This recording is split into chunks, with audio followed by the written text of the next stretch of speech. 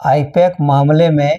Supreme court में ED द्वारा दायर की गई याचिका की सुनवाई करते हुए सुप्रीम कोर्ट ने नोटिस जारी कर 2 हफ्ते में जवाब देने को कहा है।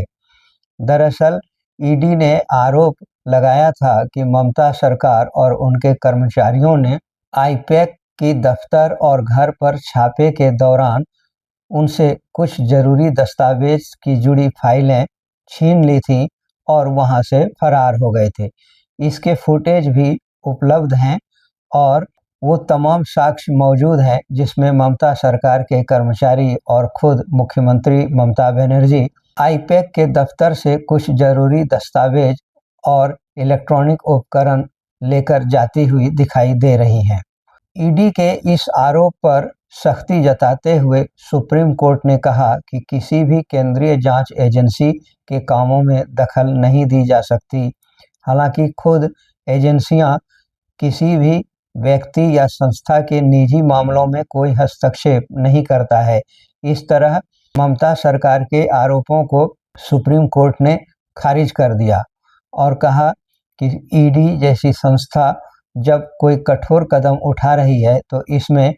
किसी भी प्रकार का व्यवधान नहीं डाला जा सकता है। इससे पहले हाई कोर्ट ने ममता बनर्जी की उस याचिका को भी खारिज कर दिया था जिसमें ममता बनर्जी ने आरोप लगाए थे कि ईडी हमारी कुछ चुनावी रणनीति से जुड़े दस्तावेज को अपने कब्जे में कर रखा है और वह उसे वापस नहीं कर रही है। जबकि सुप्रीम कोर्ट ने ईडी के बयानों पर भरोसा जताया और ममता सरकार की याचिका को खारिज कर दिया। यह झटका पहले ही ममता सरकार को लग चुका था और अब सुप्रीम कोर्ट द्वारा नोटिस जारी किए जाने का झटका भी ममता सरकार की मुश्किलें बढ़ा रहा है। इतना ही नहीं, सुप्रीम कोर्ट ने पुलिस कमिश्नर, डीजीपी और ममता सरकार को सामूहिक तौर पर भी नोटिस जारी किया है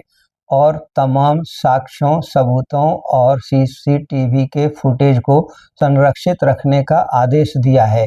और वह तब तक ऐसा करेंगी जब तक इस केस को सुलझा नहीं लिया जाता है। ममता सरकार पर ईडी द्वारा लगाए गए गंभीर आरोपों का जवाब देने के लिए भी ममता सरकार से कहा है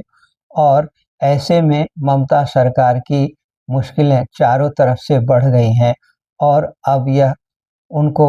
साक्ष्यों के मौजूदगी के बीच अपने आप को बेगुनाह साबित करना बहुत मुश्किल हो जाएगा।